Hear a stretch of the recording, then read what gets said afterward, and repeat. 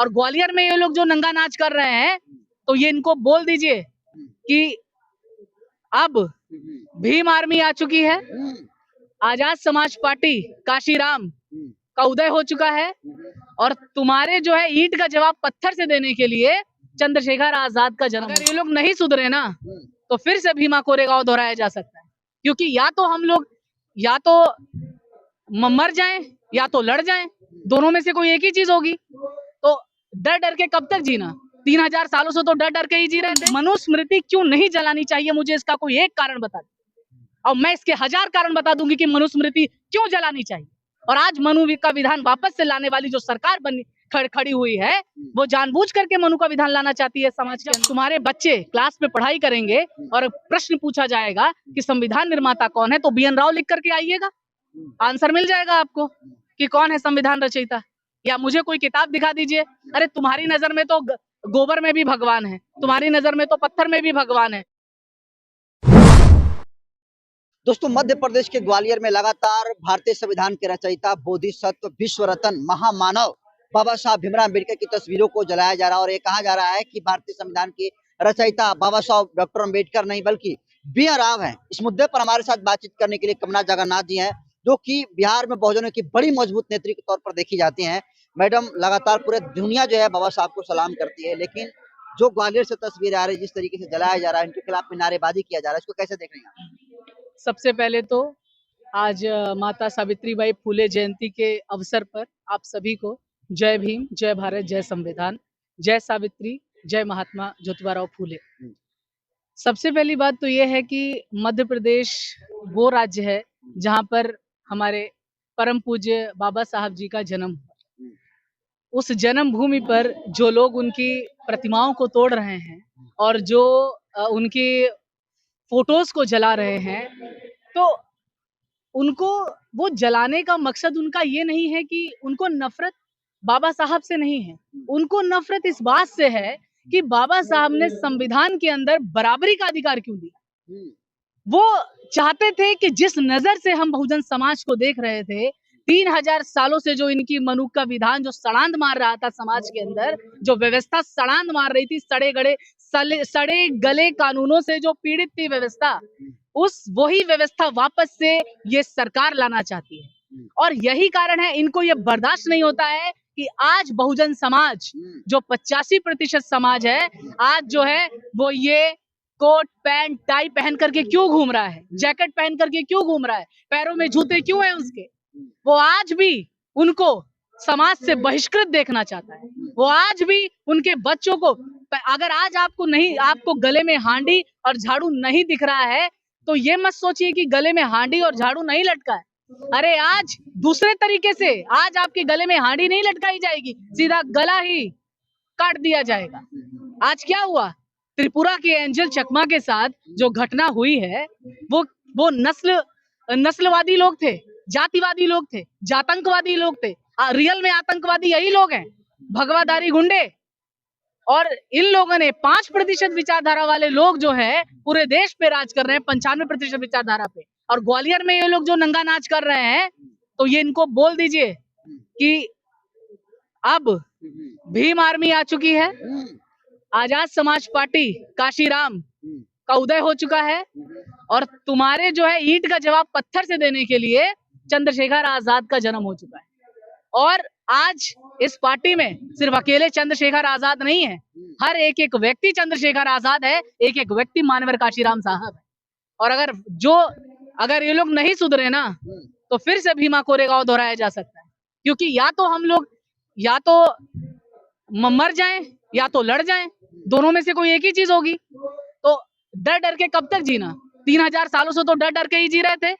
और आज हमारे समाज की सबसे बड़ी जो खामी है वो यही है कि आज 85% जो समाज है वो एकजुट नहीं है।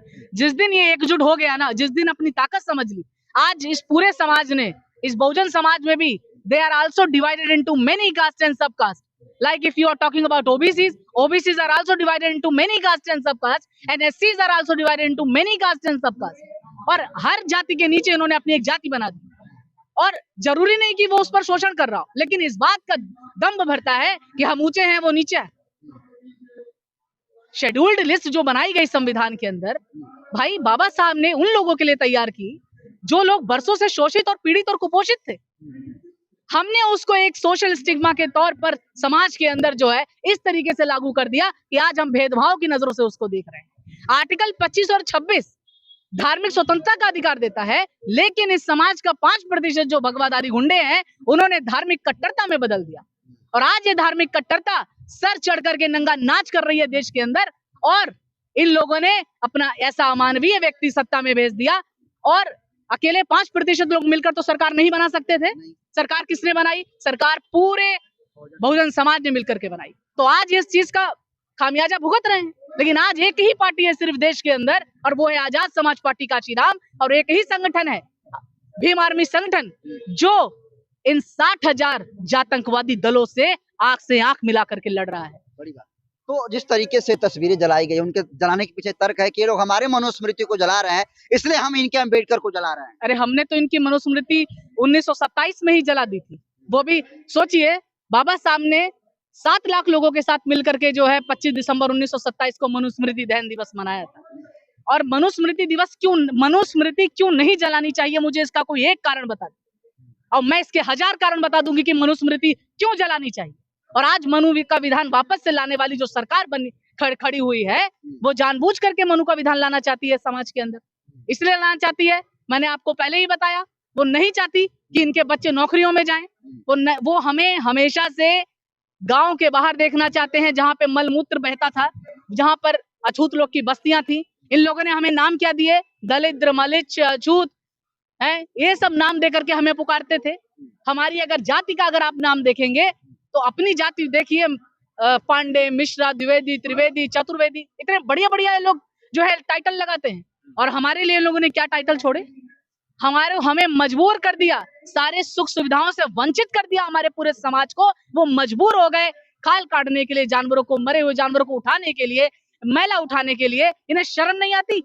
अरे चोरी करके तुमने खाया, डकैती तुमने की, मंदिर में आरक्षण तुम्हारे पास है, कॉलेजियम सिस्टम तुम्हारे पास है, मजे तुम उठा रहे हो, 3000 सालों से मजे तुम कर रहे हो, और बोलते हो कि हम लोग अछूत है, हम लोग काम नहीं करते, हम लोग मेहनती नहीं है। आज एक दलित बच्चे को, एक एससी बच्चे को इतना संघर्ष करके ऊपर आना पड़ता है। सोचिए, इतने मनुवादी माहौल में, इतने मनुवादी सरकार के बीच में, सोचिए एक व्यक्ति नगीना से कैसे एक व्यक्ति जो है सांसद बना 3 साल के भीतर। ये संघर्ष कोई छोटा नहीं है, ये एक अद्भुत संघर्ष है, ये एक बहुत बड़ी कहानी, और ये सीखना चाहिए हमें ऐसे व्यक्ति से, माननीय चंद्रशेखर आजाद से हमें सीखना चाहिए। देश के अंदर इस वक्त माननीय चंद्रशेखर आजाद जैसा कोई भी नेता नहीं है जो बहुजन की इतनी मुस्तैदी से आवाज उठा रहा हो। कोई नहीं है, कोई नहीं, एक भी ऐसा नेता नहीं है जो चंद्रशेखर आजाद के जैसे जो है लड़ रहा हो पूरे बहुजन समाज के लिए। हर लोग सिंपैथी दिखाते होंगे, सहानुभूति दिखाते होंगे, लेकिन उस व्यक्ति के अंदर परानुभूति है, एम्पैथी है। और जो जिस नेता के अंदर, जिस इंसान के अंदर एम्पैथी है सामने वाले इंसान के लिए, जिसे पता है कि सामने वाला व्यक्ति किस दुख से गुजर रहा है, किस पीड़ा से गुजर रहा है, अगर किसी महिला के साथ बलात्कार हो रहा है, या त्रिपुरा के एंजल चकमा के साथ जो है, एंजल चकमा को पीठ पर चाकू मार के, गर्दन पे चाकू मार करके उसको जान से मार दिया। 17 दिन वो बेचारा देहरादून में अस्पताल में जिंदगी की जंग लड़ता रहा। अरे इन 5% वालों को इतना हक किसने दिया? इतनी हिम्मत कहां से आती है इनको कि ये बाबा साहब की तस्वीर जला सके, हमारे बहन भाइयों को इज्जत लूट सके, हमारे भाइयों को गोली मार सके? कहां से आती है इनको इतनी हिम्मत? परसेप्शन इस समय एक और negative perception, negative narrative set करने की कोशिश कर रहे हैं कि संविधान रचयिता बाबा साहब नहीं बल्कि बी आर राम है। ठीक है, जब तुम्हारे बच्चे क्लास में पढ़ाई करेंगे और प्रश्न पूछा जाएगा कि संविधान निर्माता कौन है, तो बी एन राव लिख करके आइएगा, आंसर मिल जाएगा आपको कि कौन है संविधान रचयिता। या मुझे कोई किताब दिखा दीजिए। अरे तुम्हारी नजर में तो गोबर में भी भगवान है, तुम्हारी नजर में तो पत्थर में भी भगवान है, तुम्हारी नजर में तो जो सड़े गले नाले बहते हैं उसमें भी भगवान है। तुमने भगवान कहाँ नहीं बनाया? तुमने भगवान तो पूरे इंडिया को भगवान ही बना दिया।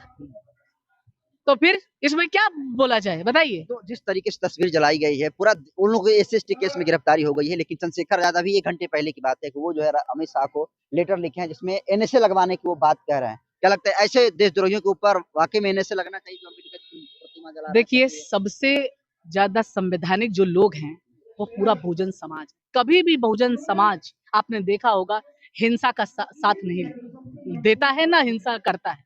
क्यों नहीं करता? उनके पास साधन नहीं है, संसाधन नहीं है, गरीब हैं, पिछड़े हैं, और वो लड़ाई भी लड़ेंगे तो किस हद तक लड़ाई लड़ेंगे?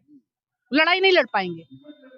लेकिन लोग ये ना भूलें कि अगर हमारे आत्मसम्मान की बात आ गई, स्वाभिमान की बात आ गई, तो 500 महार भी 28,000 पेशवाओं को अगर हरा सकते हैं, तो आज आप देख सकते हैं कि न जाने कितने बहुजन समाज के लोग जो हैं आज पैदा हो चुके हैं। कैसी सजा की मांग करती है जो तस्वीर जलाया?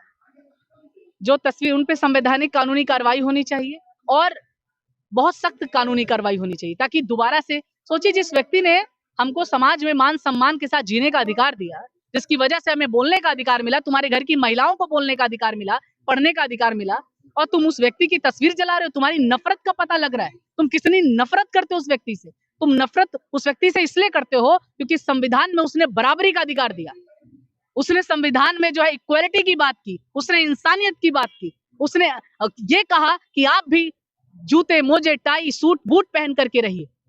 अगर वो कभी नहीं चाहेंगे कि हम लोग इस तरीके से रहें, पूरा बहुजन समाज ऐसे रहे। लेकिन बहुजन समाज के लिए मैं बोलना चाहूंगी कि अगर आप लोग एक नहीं हुए और अगर आज भी आप लोग डर में जीते रहे और आज भी पत्थर, नदी, नाले पूजते रहे, तो वो दिन दूर नहीं जब वापस से आप लोग हो चुके हो गुलाम। मानसिक गुलामी में आज भी हो आप लोग, इस चीज को सोचना चाहिए। आज भी आप लोग मानसिक गुलाम हो, और ये मानसिक गुलामी जिस दिन हट गई, आपका प्रधानमंत्री उसी दिन बन जाएगा। एनएसए लगवाने के पक्ष में है वो लोग। बिल्कुल। देखिए, कमला जगन्नाथ है और वाकई में जो है ये भीम आर्मी के काफी मजबूत नेत्री के तौर पर देखी जाती हैं। पूरे बिहार नहीं, पूरे देश भर में इनका एक अलग पहचान है। और जिस तरीके से मध्य प्रदेश के ग्वालियर में बाबा साहब अम्बेडकर की तस्वीरें जलाई गई है, उसको लेकर इनके साथ जो बातचीत का संवाद हुआ है, उस बातचीत संवाद क्रम को कैसे देखते हैं, अपनी प्रतिक्रिया कमेंट सेक्शन में जरूर दीजिए। बहुत बहुत धन्यवाद।